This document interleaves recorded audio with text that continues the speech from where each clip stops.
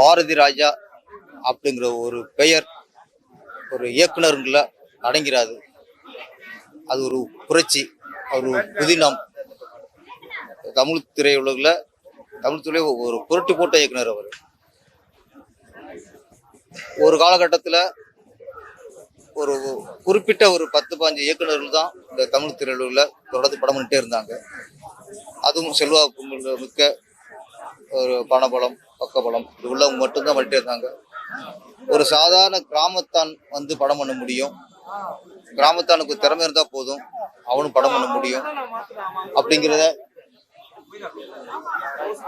பாரதிராஜா 16 வயதுல படம் அந்த வெற்றியின் மூலமாக நிரூபிச்சாரு. அதுக்கப்புறம் தான் சாதாரண ஒரு கிராமத்தான் எளியவர்களா உள்ள வந்து அந்த உள்ள வர முடிஞ்சது.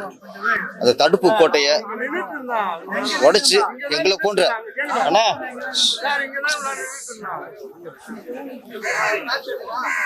எங்களை போன்ற கிராமத்தவர்கள், நான் சேரனா இருக்கட்டும், தகர் பஜனா இருக்கட்டும், நிறைய ஒரு பாக்கியராசனா இருக்கட்டும், மணிவண்ணனா இருக்கட்டும், நிறைய இயக்குநர்கள் வர்றது மூல காரணம் பாரதிராஜா தான். ஒரு காலகட்டத்தில்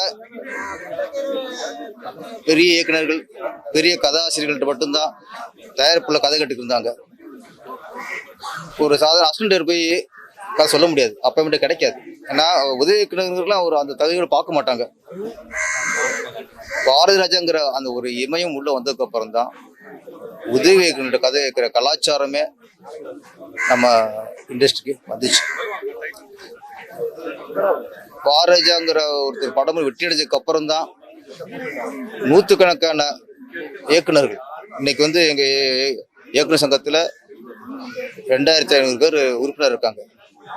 அதுல இன்னைக்கு 1000 பேருக்கு மேல இயக்குநர்கள், 1500 நெருங்கிருச்சு.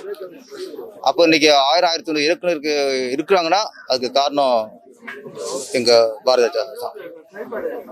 இன்னொன்னு பாரதிராஜா சொல்லும்போது ஒரு சினிமா பட இயக்குனர் அப்படின்னு ஒதுக்கிட முடியாது.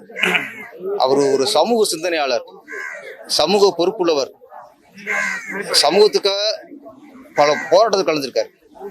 இன்னைக்கு இயக்குநர்களை பாரதிராஜாங்கிற ஒரு இயக்குனர் ஒரு போராளியா இருந்திருக்கிறார்.